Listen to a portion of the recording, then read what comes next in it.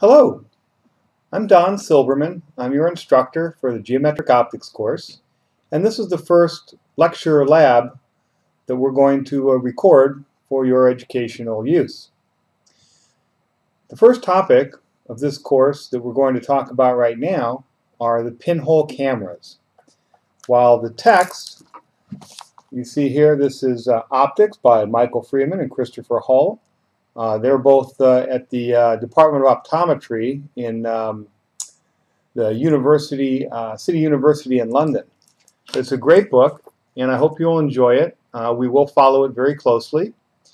And at this point, what I'd like to do is bring your attention to Chapter 1, Section 1.4, where we'll talk about the pinhole camera. And I'm just going to open the book briefly to show you the figures here that we're going to review. And we're going to show you in a laboratory setting right here how if you have a large aperture or a large pinhole, you'll get a blur, what you see up here on the top. And if you close down the pinhole and make it smaller, you'll actually get an image of whatever object is in the field of view.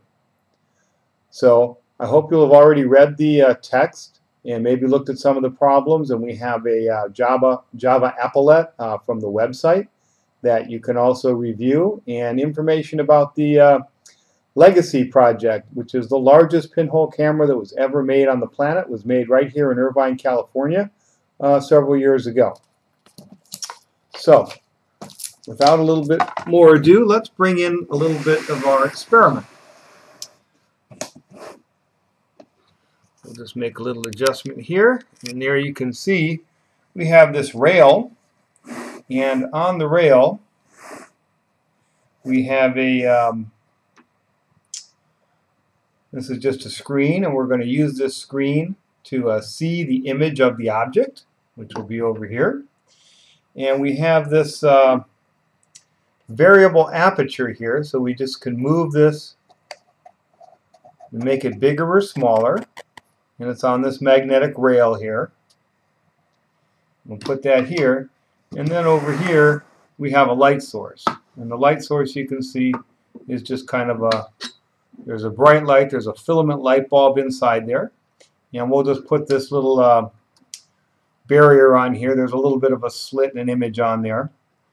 So what we're going to do is we're going to actually image the filament onto this screen through the pinhole.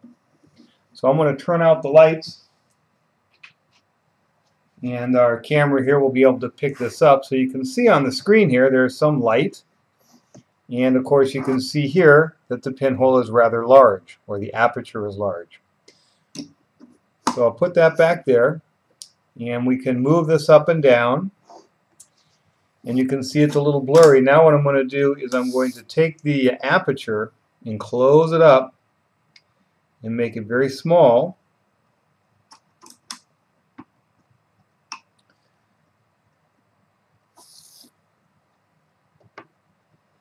And you can begin to see the image here is getting small, and it's actually getting a little more focused.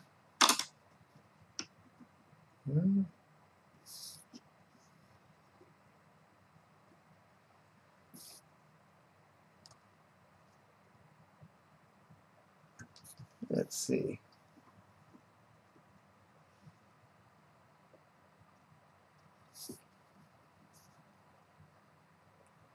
There we go. We get the image right in the right place, the object in the right place there. We'll begin to see the filament.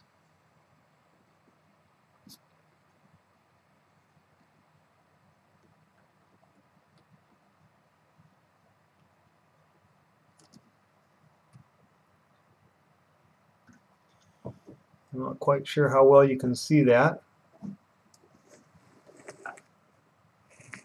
but there is the filament on the right there, right in here, and it's a little bit blurry, but of course we don't have any lens, we just have a little pinhole here. So this will be the beginning of our lab lectures, where we'll go through the book and we'll pick out some key experiments, some key concepts to review with you, and try and do them with, this is a particular demonstration kit that I have, and we'll also be using the experimental material that either you purchased online or that you provided for yourself, with mirrors and lenses and colored filters and all the different things that we're going to be talking about during the course. So we can move this up. We can change the distance.